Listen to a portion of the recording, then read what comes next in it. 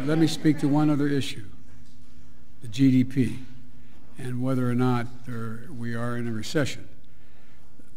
Both Chairman Powell and many of the significant banking personnel and economists say we're not in a recession. The Inflation Reduction Act will add another $370 billion in clean energy tax credits in reconciliation, including incentives to accelerate domestic production of solar panels, wind turbines, batteries, and critical materials processing. That doesn't sound like a recession to me. Thank you very much. Mr. President, how confident are you that we're not heading towards a big recession? Joining me now, John Carney, Breitbart News finance and economics reporter. John, I'm going to set aside how badly I'm steaming right now at these people's efforts to absolutely destroy us as a country. It is naked at this point in time. John, are we in a recession? So we are in a recession as far as everybody in the world except for the Biden administration, the Federal Reserve, and professional economists assume. 58% of the country say we're in a recession now. So in my mind, and maybe I'm just like a radical populist about this, but in my mind, that means we're in a recession. The economy is shrinking. It's shrunk now for 2 quarters in a row. And people can't afford to buy gasoline, food, or anything else. Walmart, Target, Best Buy are all, cutting their prices because people aren't buying things. Yeah, I think it's fair to say we're in a recession. John, I know it's a stupid question, but pretend this is Econ 101 and I went to a bad high school and you're my freshman professor in college. What does that mean, the economy shrunk? It shrunk, 0.9. I don't know what that means. What's that mean?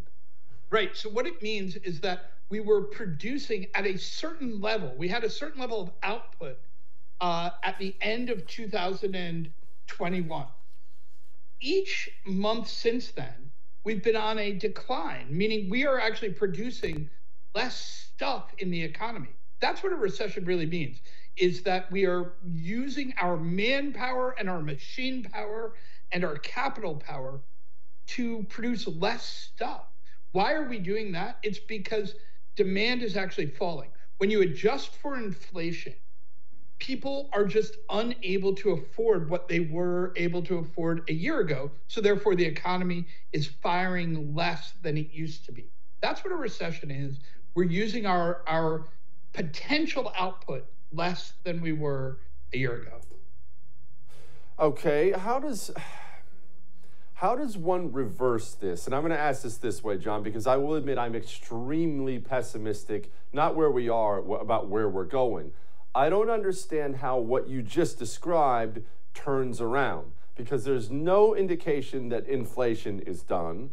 There's no indication they're going to stop raising interest rates. They just jack them up again. So interest continues to go up, making money harder to borrow. The dollar you do have continues to be worth less. So in what scenario are the consumers going to wake up and decide to spend as much as they used to? Not anytime soon. You're absolutely right. Our money goes less far than it used to. When you have to spend more on the necessities, which means, fuel and food, you don't have a lot of choice in those things. You have to spend less on discretionary spending. And so, yeah, this means we are going to stay in a recession for quite some time. It will probably take a regime change in politics to change the economic situation. What does that mean? That means we need to have a system where we're not saying we're going to put on taxes on windfall profit taxes on energy. No, we need cheap energy.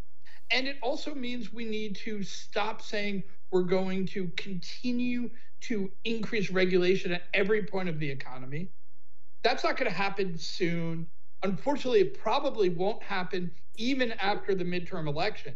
That may enable us to stop the increase of government, but it won't, Biden's not going to sign anything that's going to let us produce more energy. So we'll probably have to wait to 2024 till we really start to see an economic turnaround.